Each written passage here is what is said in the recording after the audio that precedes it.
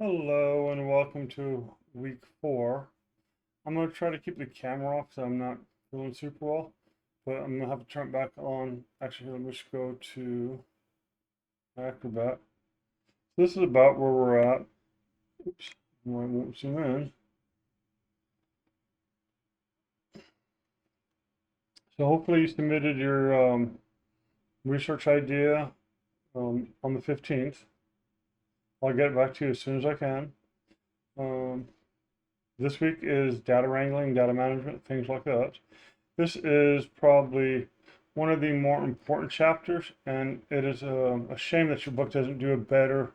I'm just going to try to make this a little bit so it fits a little better. It doesn't do a better job of covering it.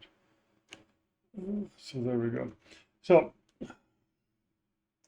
somebody explained to me maybe like 5 years ago that all the easy projects and all the easy tasks, all the low-hanging fruit was gone, at least in business. And whether or not that's true or not, who knows? But in some ways, it is true that a lot of the low-hanging, really easy stuff is already taken care of. People fix those problems already. So we have to do things a little bit more complex. And to do those things a little bit more complex is harder and more difficult. Just at the end of the day, it is. So um, that's kind of what this chapter is about. And I think one of the biggest, it's not the biggest one, but a huge problem in business is bad data, just incorrect data or working through data. I'm going to skip around this chapter a little bit because I want to go over something that's really important. And I put it at the end when I designed this PowerPoint in this course. I want to move it up a little bit more. And it's this validation and joins right down here. Okay. Again, pretty much the same as usual. Most of the stuff in the books is still good. There's not a whole lot that's that you should not read. So everything there. So 4.1 to 4.5. Okay, let's see if I can get to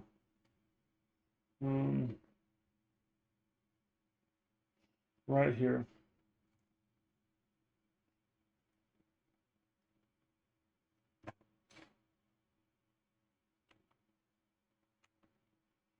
So SQL, let's just talk about it real quick and a little bit about it. So SQL literally stands for Structured Query Language. And if you can understand Excel, you can understand SQL. The problem is nobody's ever really taught you SQL. Now, why is SQL important? SQL is important because that's where a lot of the data in the world is being held in SQL servers or SQL databases. Now, there's a saying, I have it on one of my slides somewhere, that 80% of the world's data is unstructured. So the structured data is what's in SQL most of the time. Okay. And if we really think about it, we have cash register systems, and we go to a casino, we have the players card system, we have maybe the hotel check-in, we have I don't know, gift shops. Those are all different, I don't know, cash register systems, POS, and they all store at all times to different databases. So trying to find a way to join all that information is difficult.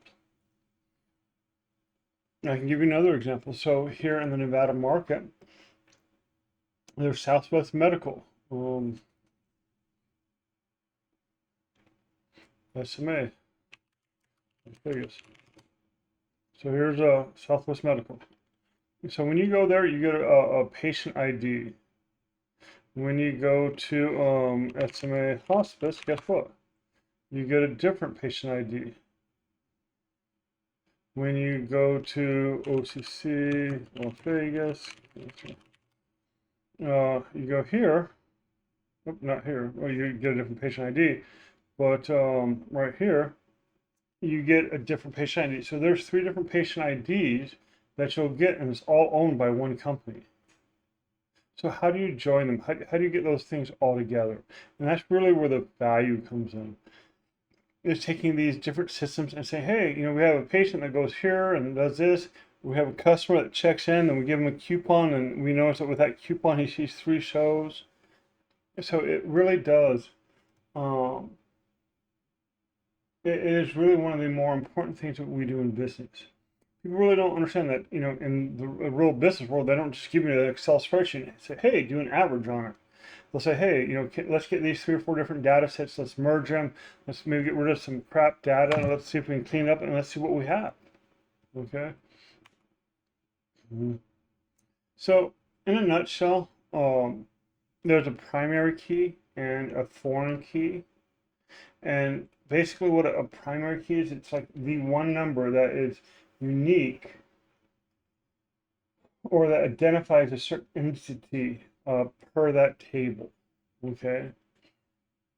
And then from there, we build relationships. So we have a one-to-one relationship. That means for every, do I have a, I think I have it right here. So we know that maybe for every customer ID, maybe they can only order one time. Like it's that Oasis ticket thing that Ticketmaster just messed up. So that would be a one-to-one. Every customer can only order one time no matter what. Or they can have a one-to-many.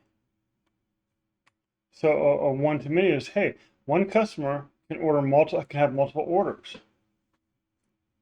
Okay. And many to one. Okay. One order can go to multiple customers. That's how it that's how it kind of maps.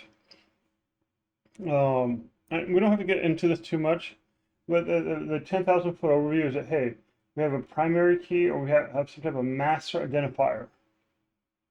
We have some type of sub-identifier that we use to identify other connections, other ways to map it. So primary key, primary key, primary key. So the primary key on customers is customer ID. The foreign key is customer ID. I don't know why that don't spell out, whatever. The primary key on this table, so let's say we have an Excel sheet called products. The primary key, the main one would be product ID. Well, in orders, in the Excel spreadsheet orders, we might have something called product ID also. And then we can link these two together, and now we can see what products are in what orders. Hopefully that makes sense. Now, so here's where the problem is. And that's why I love this picture. If we think about any business, let's say maybe more than like 50 employees or 100 employees, things get ugly really, really quick. Okay, I mean really quick. So we have website analytics. This might be Adobe Analytics. This might be Google Analytics. We have customers come in with session IDs. So you can store that in a database. Well, we also might get leads through, I don't know, some salesmen, and maybe leads through some type of lead generation system, like an ad campaign. So those are the 3 different ways that we start getting data in. We have, I don't know, let's say that, we're healthcare or we're a casino and we sell slot machines or whatever we do. And you just see how, we have all these database systems, and then we try to do reporting on it, and you're like, well, hey, I can get the Adobe data, but I can't get my claims data, or I can't get this really well. And so you get all these really kind of messed up connections. And this may look bad, but I assure you it's much worse in the real world. Trying to join different systems, there's 2 or 3 different phone systems in our organization that I was working with today, and some of them forward on who is calling, some of them don't. Some of them, one of the phone systems adds a 9. You know how you forward a number, you hit 9, and the number you forward it to? One system adds a 9, one system doesn't. So, everything gets really complex really quickly.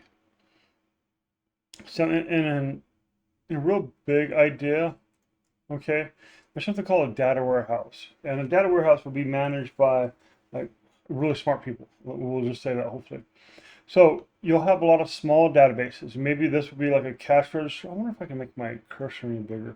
But you have like a cash register. Maybe you have in a casino, this might be the check-in or front desk. You might have an old gift system or, Adobe Analytics, wherever. So you have these different dispersed systems. And then you take that and you say, hey, I only want these 4 things, or, maybe your system does like European time zone, Greenwich Mean Time. Maybe this one does local time. So you kind of fix it. Say, hey, we have to subtract 8 hours from here. This we don't have to do anything. You can't. That's what staging area is. You kind of fix your data to make it more standardized, and then you load it into a data warehouse. Now, a data warehouse simply It's just, I think I have a good definition in the next slide, but a data warehouse is simply a place where kind of pre-cleaned and pre-ready to analyze data is kind of stored. Okay. And so if we think about it, we have so we have products we can buy on Amazon. So let's say I want to buy something on Amazon. I'm trying to think what I bought recently on Amazon. I want to buy it's a great question. What have I bought on Amazon? Okay, 3D printing supplies. So I have my filaments and I have different things from vendors. So I don't know, Bamboo Labs. So these things kind of all go into Amazon's warehouse. But Amazon warehouse is closer to me than the companies that actually make the product. So Amazon can deliver it to me faster. Amazon can kind of use intelligence to say, hey, people in Las Vegas don't order fur jackets in the summertime. They kind of anticipate that and kind of make these warehouses more operationally efficient. Then we as a data analyst or as a report writer or as a scientist kind of query these data marts or data warehouses and say, hey, here's some of my findings. So data warehousing, key components. Include warehouse such as optional database, blah, blah, staging area, the central repository where the cleaned and integrated data is stored. Now, when I say clean, that doesn't mean it's error-free. It just means that, maybe the times are corrected. Maybe, if something's a string, like a lot of times the numbers, like October 5th, 2000 is a string where it should be a date. Hopefully in your data warehouse that's been fixed. Okay. And at the end of the day, this is where most people should be connecting to your data warehouse. Because if I connect to a cash register system database and I crash that database, then nobody can take orders. Where if I crash my data warehouse, it sucks.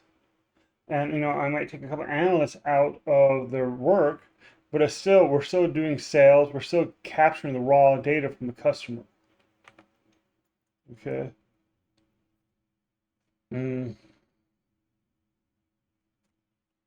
Plus, you can control security and compliance all there. You can do, you can grab different data sources. So maybe, some of your cash registers use Oracle. Maybe some of them use, we had 10 different EMRs in the Nevada market. Like I showed you, you had Southwest Medical, you had Southwest Medical Hospice, you had OCC. They all use different EMRs. Well, what happens is we kind of take all those different EMRs. We say, hey, these are maybe the top 10 things we need to know, and we're going to load those into a data warehouse. So now I want to talk a little bit about joins. Maybe let me switch over to my iPad. No, there's another slide here, right here. So it's kind of weird. It's kind of hard to really understand this to start doing this. But at the end of the day, there's really kind of 2 or 3 different types of joins. Okay, you have your inner join. So what an inner join is, very simply, is everything on the first table has to be in the second table, or everything in the second table has to be in the first table. So if you're looking at UNLV students and CSN students, okay, so these are all the UNLV students. Maybe there's 30,000 of them. These are all the CSN students. 1 second here. Okay, new. Hide. There we go. Nope. Yeah. So what do I mean by that? Oh, that's a horrible circle. So let's go UNLV. It says 30K. I don't like that at all. Sorry about that, guys. Like I said, I don't feel 100%. Okay. UNLV. 30,000 students. CSN, let's say, has 20,000 students. So the question is, maybe, the president of UNLV comes in and says, how many students are both either enrolled or have taken classes at UNLV and CSN? So both. So that's where that Venn diagram comes in, right here. UNLV, CSN, both. Okay, that is why you would use an inner join.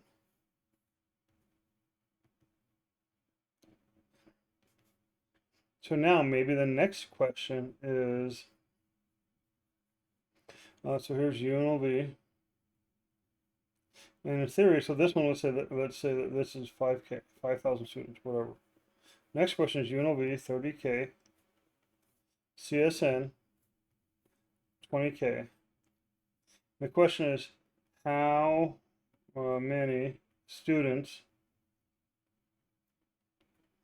have taken, I guess, I don't know, a class, sorry about my writing, at CSN. So the first question, question one, oh, bad writing, was, how many students are basically at both locations? The question number two, this question is, how many UNLV students, have taken, let's say a CSN class. So the first one we're looking at, they have to be in both populations. They have to be in both populations. This one, we're looking at a left join. Now, the difference between a left join and a right join is trivial for the most part. So if I look at UNLV first, A, what's called A, and then CSN, B, this is going to be like, it looks like this, UNLV, CSN, so this would be a left join. Now, if CSN was first and UNLV was second, it would be a right join. It's stupid. And I mean, I use a right join maybe once a year. Everything we do is a left join because if it's needs to be a right join, I just move the table order and boom, it's a left join now. Okay, so don't get hung up on that. Like I said, so the question is how many UNLV students? So we know we want all of these have taken at least one class at CSN. So right there. Okay, so boom, you got that question done. So. And the next question is UNLV maybe marketing or who health or somebody, okay? UNLV and CSN. What do I say? 30K and 20K. So we'll say that this is, I don't know, 35,000. Okay, whatever. Okay, so now the next question. The outer join, outer. How many students have taken a class at UNLV or CSN?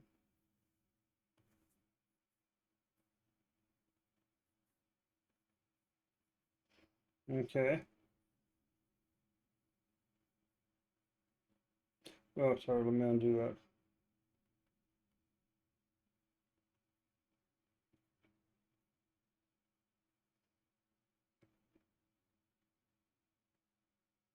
It is not my day.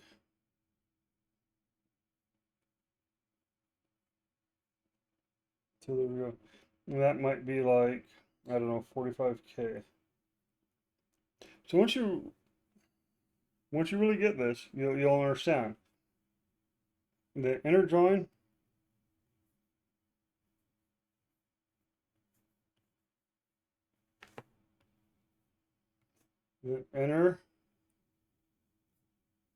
join is I want both or at the same time or whatever word you want to use, both enrolled at UNLV and concurrently enrolled at CSN. Okay, the left join, or in theory the right join, doesn't really matter. I want students who are enrolled at UNLV, but they've taken a class at CSN. Okay, and I know that's kind of strange. So this here, so this you have all the students who've ever taken a class at UNLV. Oh, what does that thing? at UNLV plus, maybe that's a better way to explain, plus the students who have taken a class at UNLV plus CSN, UNLV. So that's kind of what I'm thinking the data would look like this, okay? Where here, this would only include students who have taken classes at both UNLV, CSN. So the next row, UNLV plus CSN. And then the bottom one, the outer join, would be like anyone, basically, anyone between the two groups. So we might have one student that's taking a class at UNLV, you might have the next student taking a class at UNLV, you might have another student at UNLV, you might have another student at UNLV plus CSN, another student at CSN. So, your data will look kind of like that. And like I said, it's, until you kind of start working with it, it's kind of hard to understand. But once you start realizing, hey, this is the way I can join the tables and why I want to do it this way, it becomes a lot easier. So let's keep going. What else do I have? Okay, so now I want to go back to the beginning. Like I said, we'll go over SQL a little bit more in detail. I just really want you to get the idea of different types of joins, because you can do it in Excel, you can do it in a million different programs. Okay, so we talked about thinking today, and it's so hard because, again, every company is a little different, but you are the expert. So if you drop a number, say, oh, when I say drop, I mean, so you have a row and maybe you're missing data, and you have to figure out as an analyst what you want to do. Do you want to delete the whole roll? Do you want to keep it and make an average? Do you want to try to figure out the mean and fill it in? And here, let me see if I can find where is it at? So here is a Craigslist data set that I used, I think last semester and the semester before. And this is exactly what I'm talking about. So look, right now there's 1, 2, 3, 4, 5 cars, and this is the very top of it. 2, the zero price for the car. Does that mean that the car is actually really zero? No, it just means somebody didn't want to pay a price and entered 0. So what should I do as data analyst? Do I want to delete those rows? Do I want to just try to make an average of all the cars in El Paso? This is where your job as a data analyst comes in and says, hey, this is kind of what I think is the best method. And you just got to declare what you do. Hey, I removed all rows that had a null, or all rows that had a 0, or all rows that had $1 million or more. And some people might ask you, why $1 million? You're like, well, because I don't see that many cars for sale for more than $1 million. On that example where it talks about the patient weighing 40,000 pounds, I think I removed all patients that weighed over 1,000 pounds. Now, we have a few patients that weigh over 1,000 pounds, but at the end of the day, I just made the decision, like, hey, 1,000 pounds is a nice, easy number. I removed all, since we're looking at patients over the age of 18, like I'm looking for all patients under 10 pounds, or sorry, I removed all patients under 10 pounds, and I removed all patients over 1,000 pounds. I can change them if you want. Those are just arbitrary numbers that I felt as an analyst that were good values. I would do the same thing here. If somebody gave me this data set, and I'm like, oh, look at that. I would remove all car prices, regardless of where they're at, whatever the project was. I'm like, hey, I would remove all car prices that were under maybe $100, as long as I wanted a functional car. I'd move anything under $100, anything over maybe $100,000, because nobody's buying a $250,000 car off Craigslist, and the people that do are very few and far between. It's not like you're looking for a Bugatti at Craigslist. So just, that's literally what my justification would be. Hey, I'm keeping all cars, even if it was $250,000. All cars over $250,000 are either scam, fake, or fraud, or typo. And our cars under $100 are just people trying to get rich quick. And that's how you explain it. As long as you document, as long as you can justify why you did what you did, most people shouldn't have a problem. You're the expert. Okay? Sometimes you need to make an average. Sometimes you don't. It just really depends on the data set you're working on. But please just document it, either in this class or in work or in anything you do. Document it. Say, hey, this is what I did, blah, blah, blah. I got a great example today, but I can't share it. So, well, so we talk about understanding context. You're not expected to be the subject matter experts, the SMEs, and everything. But in terms of data and maybe making the data look good, that is your job. So if you remove data, nobody's maybe going to really question you unless you do something crazy. Prioritize. If I was looking for how many times do you see a zero value for sale on Craigslist? Well, obviously I wouldn't remove the zeros, figure out what your analysis is and kind of say, hey, to get to this, I need to do X, Y, and Z. Fail fast, fail fast. They say the iteration process, but run your analysis and like, whoa, something's not right here. Let me redo this real quick and then do it again. Talk to your boss or coworker and be like, hey, something's not right here. That's the iterative process. That's why I like to test. I want you to upload something, and then if I don't like it, you can re-upload it again as long as it's before the due date. Same thing with the tests. Documentation. Documentation is something we all suck at. At least in the real world and in business. Because we're getting so many projects, it's just hard to document everything, And validation, that's topic for today. I really recommend that you guys do validation, and I'll talk about it a little bit more. But I've seen a lot of people, me even, where we think we find something and we go to validate it, and it's not correct findings. We have outliers. If I see a bunch of cars that have zero values, and I tell my business, look at all these Chevy Silverados. The average price of Chevy Silverado is $1,800. And we go out and start trying to find cars that are $1,800. We can't. Oh, you know why? Because we didn't have, I didn't validate that I removed all the zeros. So we'll go in the book here in a minute or two. But your book deals with naturally known errors and unnaturally known errors, things like this. We'll deal with that here in a second. So standardization. This is a big one too. Okay, so standardization. In that example I did earlier, just, 20 minutes ago, I talked about different time zones. And that's a very big problem. If you have a casino and you have one in Macau and one here in Vegas, how do you standardize the time zones? Do you do it to Greenwich Mean Time? Do you do it to another time zone? Do you do it to regulatory compliance? Maybe we don't care about the time zone here in Las Vegas. Maybe we care about it in Washington, D.C. So that's part of the standardization. You see here, M for male or M. So like I said, there's a lot that goes into standardization. Okay. Dealing with duplicates. Sometimes when you start doing those joins, you start getting duplicate values.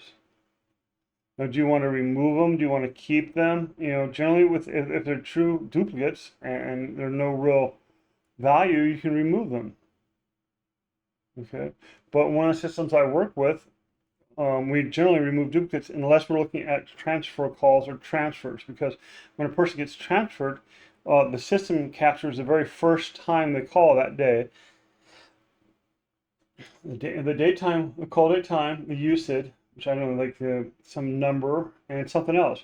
Well, if they transfer 3 times and I'm looking at how many calls the company gets, well, I don't need, transfer. I just want to know how many incoming calls did we get. So I remove duplicates. If I'm looking for how many calls did our customers or our agents talk to, then I'll keep them. Okay.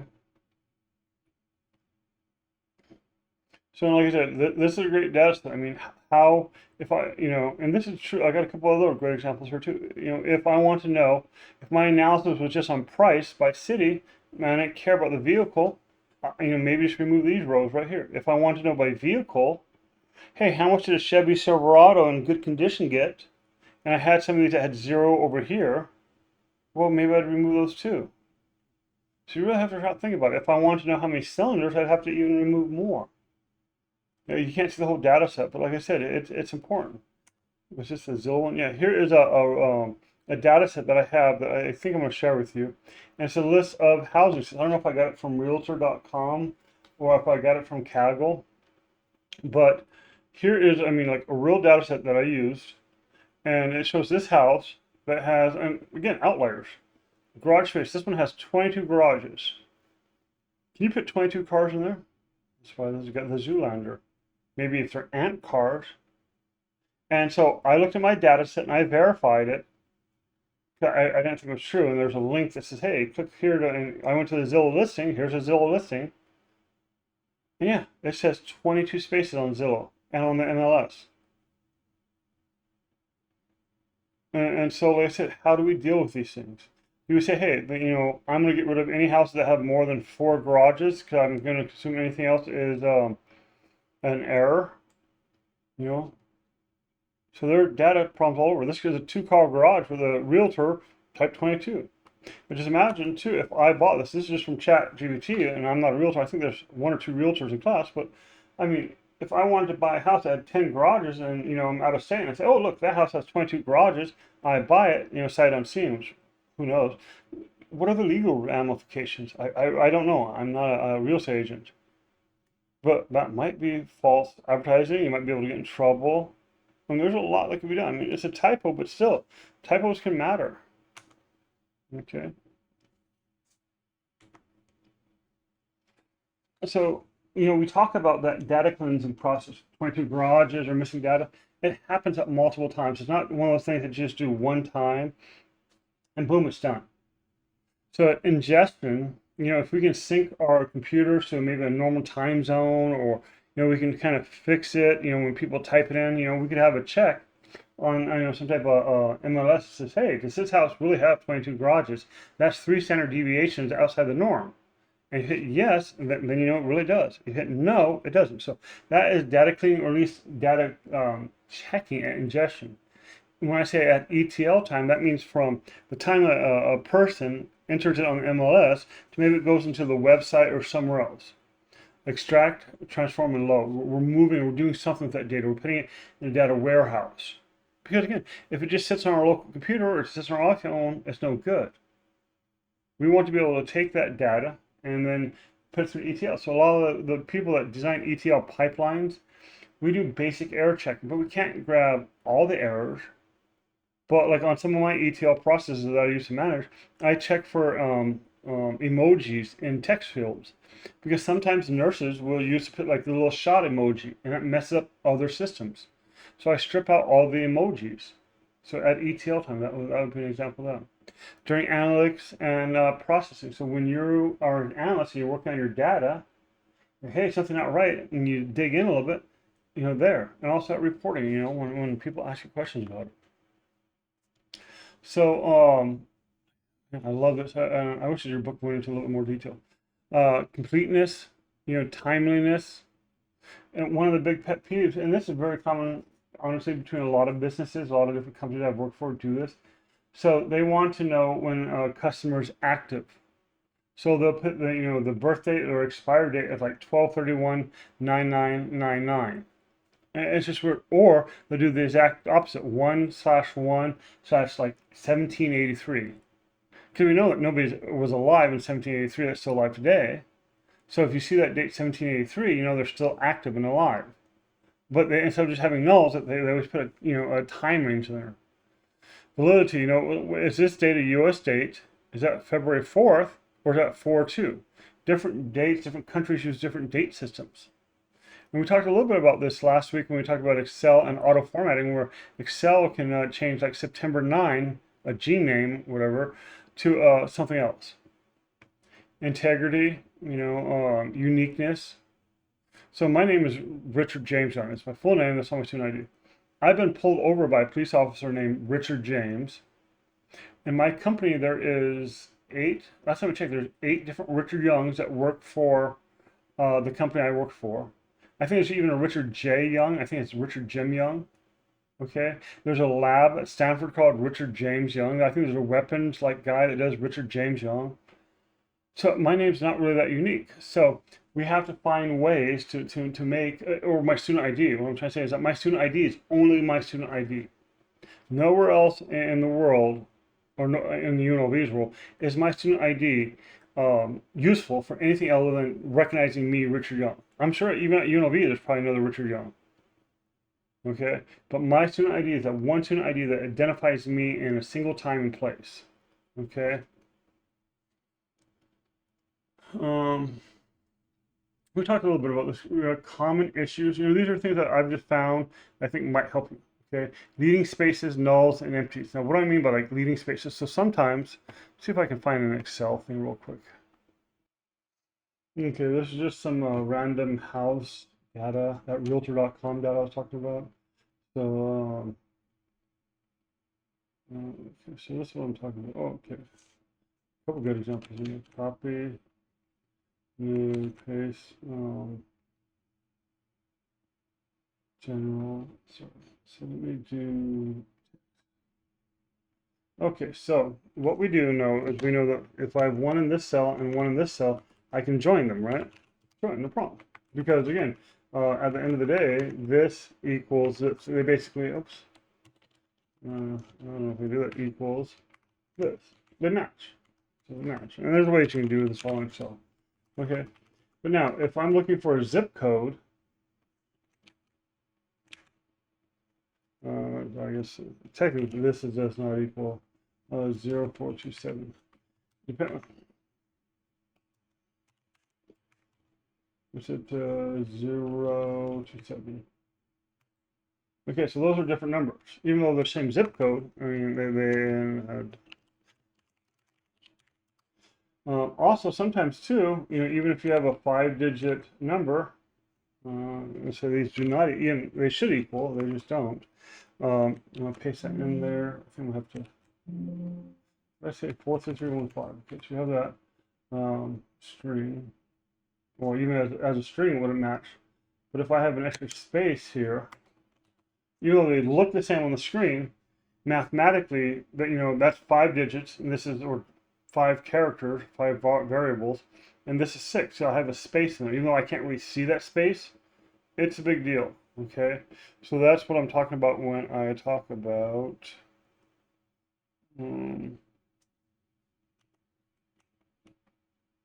leading spaces. And there's commands in both in Excel and Python and SQL and everything that you can get rid of those. Empty values, nulls. Should things be empty or null, or should they have a value in there? Typos, non-calibrated machines. And what I mean non-calibrated machines is, let's say you have a machine and it hasn't been updated for daylight savings time.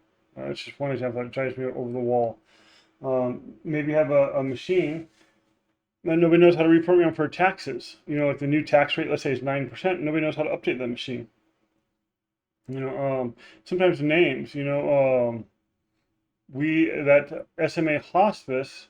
I think the actual legal name is Family and Health Hospice, but it has a DBA, do business as SMA Hospice.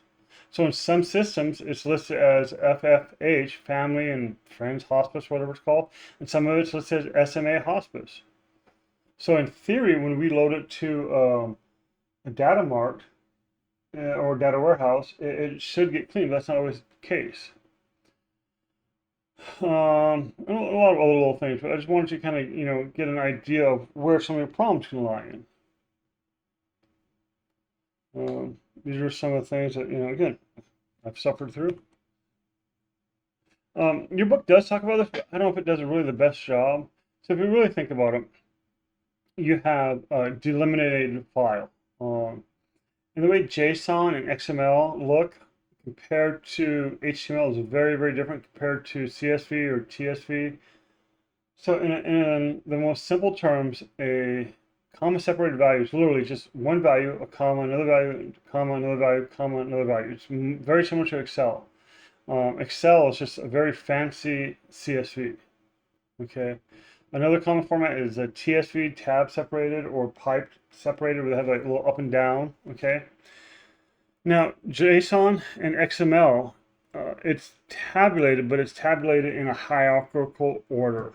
Okay, but still, most programs can read it. So in here, at the end of the day, you're going to be able to at least get it into Excel. You're at least going to get it into some type of format that you can theoretically do something with. Okay? Generally, from here, we either load to a database or we pull it from a database. Okay? Then sometimes, like I said, we go to more advanced analytics, we go to machine learning, we go to web pages, but it's kind of important just to understand, hey, my source system is this type of data. I'm getting a bunch of CSVs in.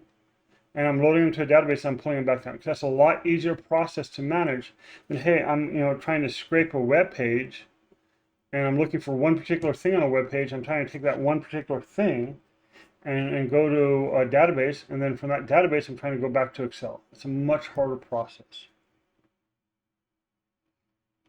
See, this is what we talked about, I think, last week, but here too.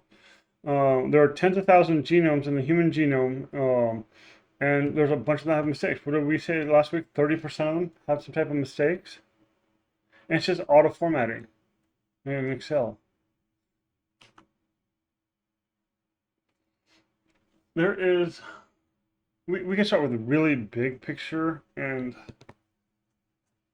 yeah, I'm just going to do that real quick. So, iPad. So if we start with really big picture ideas, I just want you to kind of understand this. So you have var, and that's just a character, a string. All my programming friends are probably going to throw stuff at me, but it's just I don't know why it does that. So bizarre. It's just like A or B, okay? You have an int, an integer, okay? And that's just literally like a number, okay? Like 3 or 9 or 5.6, okay? And you have date too, and hopefully you know what a date is. Now, one of the issues is that if I have a string, so I have a column called, I don't know, something, it's hard to think of this. So first, or color of car. Okay, so yep, this one might work. Car color. Okay, so the first car, 01, is red. No big deal. The second car is red. Third car is green. Fourth car is 4. Okay, that kind of sucks, but it happens. Now the issue is, if we go the other way, the mileage, 10, 200, 50, 12. So if I try to do a sum on this, it won't work. Or an average or any mathematical function. Sum, mean, median, standard deviation, it doesn't matter. Okay, because these are characters, okay? Not a number. Okay, so that is why this slide is so important. Because in a perfect world, we try to always join on ints or true numbers, my student ID, So just kind of keep that in mind when you're looking at a column. When I did, where's Excel desktop 2? So this is a number, I believe. No, it's text. I was wrong. We got number. And this is a string or text. So I can't join this. So if I have 2 of these, I can do an average or sum, whatever. If I had 2 of these, I cannot.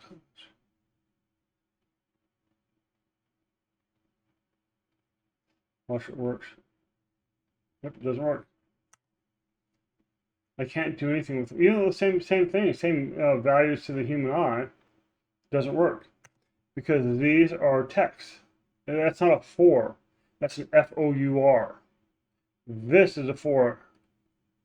So hopefully that makes sense because that's a super important concept.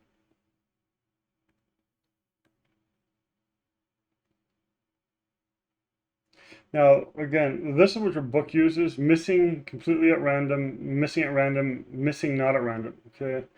I'm not going to go a ton into detail with it because your book does pretty good detail, but imputation methods. Now, there's a ton of different imputation methods. I used to do a lot of genetics, and imputation is really important in genetics because we don't know what's between 2 genes, and we kind of got to guess at what's between these snips.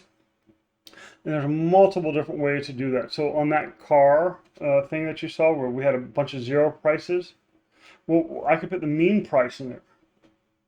I could take all the mean values of what it was, El Paso, and say, hey, I want to put the mean in, or I'm going to put the median in, or I'm going to put the mode. I mean, if you really think about it, all of them are, you can make an argument for all of them. Richard, why did you use mode? Well, duh, it's the most common value. You know what? I got rid of all the zeros and everyone over 100,000, and we found that the most common car value was 16,500. Put 16,500. We can use regression. Regression, there's a bunch of different methods in there to figure out the correct value. There's multiple imputations. There is next neighbor clustering. There's machine learning models. So there's a bunch of different ways to fill in missing value. You know, often, you know, like I said, at UNLV in one of the labs, we basically just drop any missing value. You know, the missing value, boom, we just drop it. Another one of the labs I work in, well, we sample at 25, but we grab 2 extra samples, so 26 and 27. If one of the samples is bad, we just drop it and move 26 into kind of where 25 or where the bad value is. So we just kind of shift the array. So every lab, every person has a different way of dealing with bad data. Okay, we went over topic 3, so I don't need to go over that again. And topic 4 is just kind of a recap. Please really try to understand, you know, left-right join, it's the same thing, left join. All the UNLV students that also have taken away one class at CSN or multiple classes at CSN. All the university UNLV students and all the CSN students who are currently enrolled, very small number, or an outer join. Okay, that's just, maybe it's a full join, but we've always, it's just outer join. That's just any of the students between the two. So validation, I've seen people take data they got that's unvalidated and run to people, literally run to people and say, hey, look what I discovered, blah, blah, blah. And it's bad because there's a mistake somewhere and it looks bad on them, it looks bad on their boss. You can piss a lot of people off. Like I said, if I looked at that car data set or that Zillow data set, you know, if I said, hey, look, there's a house with 22 car garage, you know, to my wife, I'm like, let's get this house because I really want to have 22 car garage, and I schedule an appointment, blah, blah, blah, and you know, I never asked the realtor, I'm like, does it really have 22 garages? And I get that, I'm the one going to be disappointed. So it's important to validate. The problem comes in how do you validate really large data sets? I mean, if I have 50 billion rows, how do I validate it? I have a data set right now that's from the UK, and it's in the billions of records, and it's banking transactions, it's billions and billions of rows. It's really hard to validate it. I can do average and mean, but how do I know really what I'm looking at is what I'm looking at? And some validation requires like subject matter expertise, you know. If I'm looking at cancer drugs or some, you know, more esoteric things, I might not know what's good data and what's bad data. Okay. So if you can, even before going on into a project, you can ask, hey, how do I validate my results? That's generally what we ask. How do we validate my results? And it's a fair question. You know, hey, if I work through this process, how do I validate my results? I mean, I had a class 2 years ago as a PhD student, and I never got my test back. How do I know the teacher's grading it fairly? There's no validation there. I didn't get one damn test back. You know what? It drove me over the wall. It drove me over the edge. Because how do I know that he didn't make a mistake grading? My wife took a class at Nevada State, and she found on every test that the teacher found at least 1 or 2 errors with hand grading. Like he was an MD and he was just grading things by hand, like from a Scantron. I don't know why I didn't want to use a Scantron machine, but he would make mistakes. And it used to drive my wife over the edge. Because she'd get the test back, she'd check all the answers, she'd do all the research, boom, error. This is a wrong answer. The correct answer should be B. I put B, you marked me wrong. How do I validate it? So before you go into something, you should have at least some type of clear ideas of what the validation rules are. How do I know if I get good results? And then once you validate it, you can validate it again, add more data, validate it again. Hopefully it's the same thing. You know, and again, I talked about this, document and reporting. Hey, I removed this, I averaged this, I put the mode in. You know, you can just, I mean, today, literally, I just put a little star on non-duplicated counts. You know, I mean, it doesn't have to be complex, so just remember that. So let's switch over the book. There's a couple concepts, and then we'll get you out of here. Uh, there we go. Oop, where'd it go? Nope, right here. Notes. iPad. Again, guys, sorry I'm not feeling good. I don't know what I had. I've been sick for like 3 or 4 days. I want to get some of these videos done so you guys can, you know, study and learn.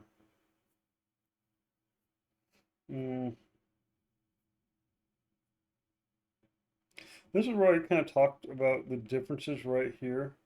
And really, it comes down to you have CSV, you have Excel, okay, and CSV or even text file. You know, you can have a TSV, so it'd be like Richard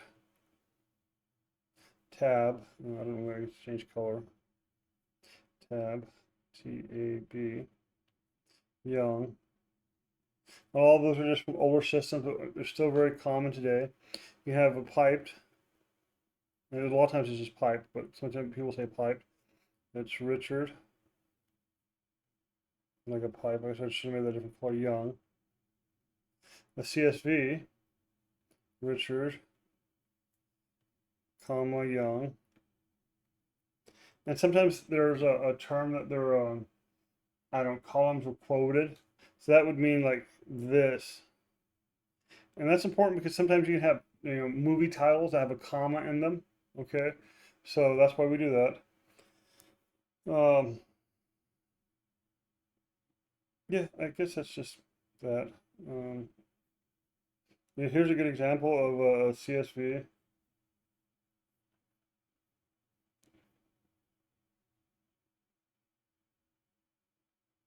And it tells you, hey, delimited, and then on the next screen, hey, I want to deliminate.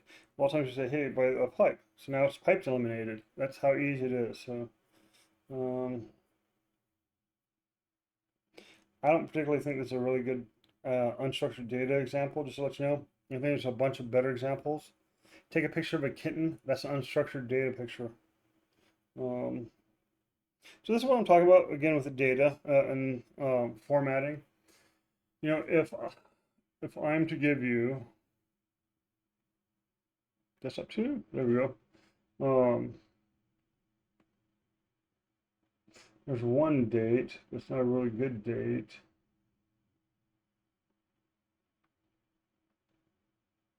Uh, 02/04/124.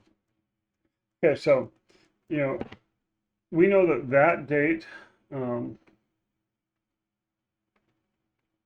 that messed it up. Awesome. 02/04/2024. Great example of how Excel works so well.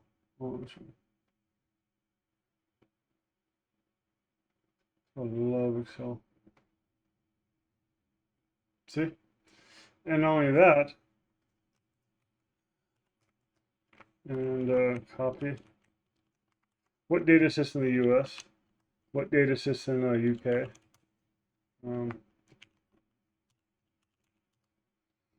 They're 30 days apart, 60 days apart. Sorry, my math is shit. But yeah, so dates are like, it's a huge issue. You know, 8 a.m. in Vegas is different than 8 a.m. in New York. Okay? So just kind of keep that in mind when you're working with dates. Your work doesn't really go into a fair amount of detail on that. And it is super important because, again, bigger businesses aren't just in one state anymore. You know, most of the casinos here in Vegas operate in multiple states.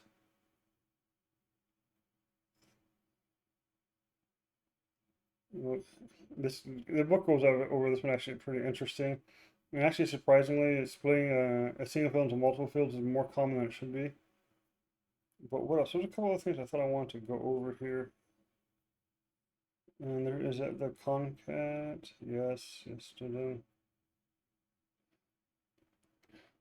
So, you know, when we say legitimately missing zero, uh, that's a pretty good example that of fraternity or sorority. So, if we have all the students at UNLV, okay, so, student one, student two, student three, student four, student five, we have all their information in fraternity or sorority. So now, is a zero that they're not in one, and an F they are in one, and S they are. That's one way to do it. Or I could leave it blank. Same thing, F versus S blank. This person is fraternity, this person is sorority. Or I could do some type of hot encoding. 0 equals no, 1 equals fraternity, and 2 equals sorority. So, I mean, when we say legitimately missing data, this is what we mean. This data is not supposed to be here. And a lot of times, on that real estate thing, desktop 2, this is not, but this is probably, is it MM? Year over year. Okay, so there's a month over month here somewhere. Okay, so I don't think the original data set brings it in as a 0. Maybe it does. But this is median list price month over month. Well, if it wasn't there last month, you're not going to have a median month over month. It's truly, it should be null. That's what it should be. New listing count year over year. Price increase, what's this, year over year? Yeah. Since there's no price increase, it wasn't, there's no year over year. If that house was on the market for 3 years, you'd expect to see things in there. So that is an example of legitimately missing data. It shouldn't be there. So hopefully that makes a little sense. What else? Same thing. I think that's all I really want to cover.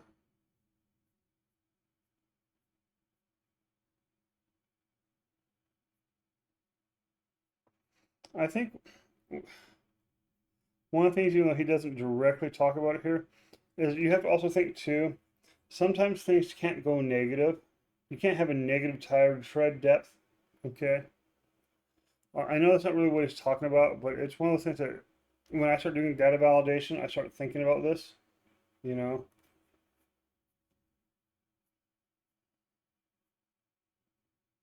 So again, enriching, this is just the same thing that we did in this chapter 3. So, there's different ways to break it down, but at the end of the day, data is never just good alone, okay? We have to find a way to either, to add to it by joining. We do some of the fusioning of the data. I mean, you can do subsetting. There's a ton of different ways that we can add and enhance data, okay? And the supplementing data. He covers them in weird methods, okay? But like I said, at the end of the day, we never, what else? Because he actually has validation. Okay, so let's go back real quick and publishing the recares. So, desktop 3. There we go. It's right here. So this data set. If I was a realtor, this does kind of help a lot. But how? I was, sorry, I'm just thinking freeze, top row. Okay, so these are just listings. And actually, this is where I think I got that 22 garages from. If it's still in here, but yeah, the number of garages I think is in here. So what are some things that we can do to kind of make this better? I know you really haven't seen a lot of this data, and that's fine.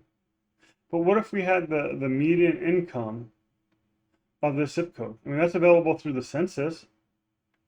And is it locked?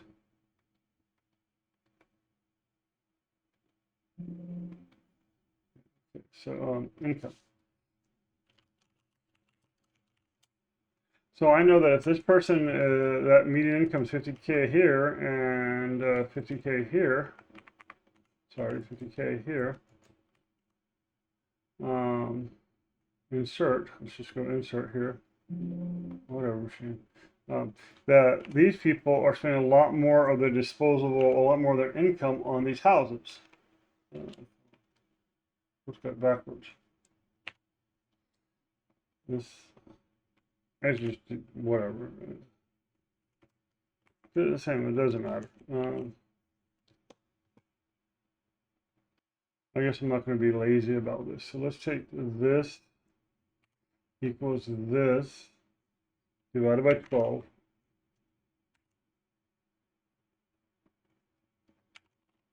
I guess divided by 30.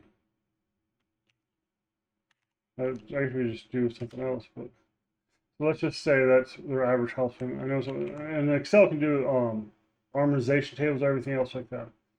And then income, insert new. I guess it doesn't really matter.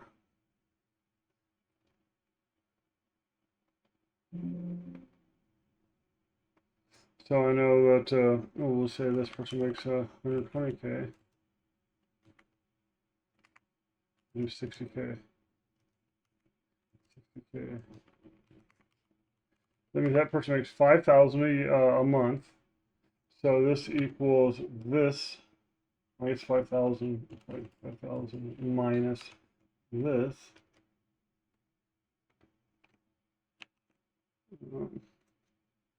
So I know that if I am going to try to sell something to these two zip codes, and it's something that the homeowner I know absolutely needs, I know that these people have an additional $1,000 a month to spend on my product or supply by adding just census data, one column of census data.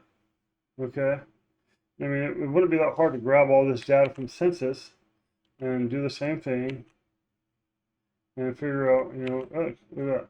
I know I'm not going to be selling there. What about average age? Census data has that. Maybe I want to sell stereo systems. Do you think younger people want to buy nicer stereo systems with their new house or older people?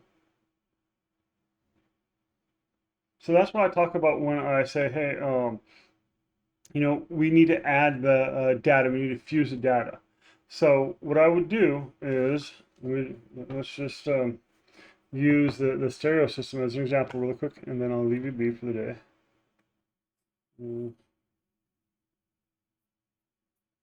So we have one data set that has whatever this is, houses.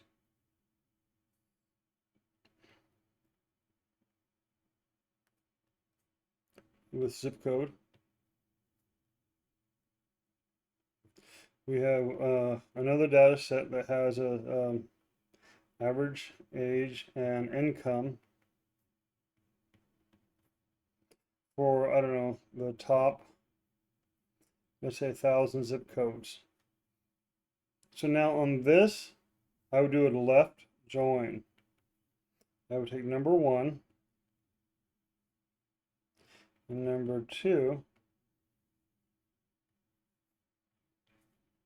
and I would do this. And my data set would look like what you see in Excel, except for it'd have 2 or 3 extra columns. Now, you might have missing data in here, desktop 2.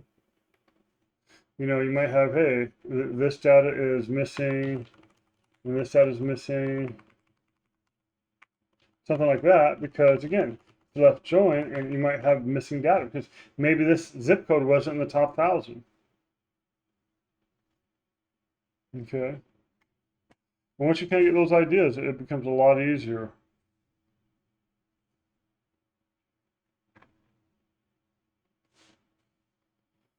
So let me know if you have any questions. We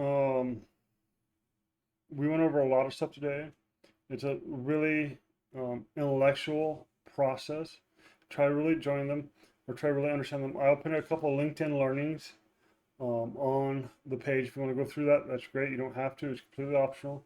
I'll also put a couple of Medium blog posts, printouts too, about the different types of joins and why they're important. I think I'm also going to start putting, I've seen these TikTok and YouTube tutorials on Excel, and one person asked me for them, so I think I'm going to share them with the whole class. It just makes my life easier. So if you have any other questions, just contact me. Hopefully week 3 was good, and let's get into week 4. Thank you so much for your time.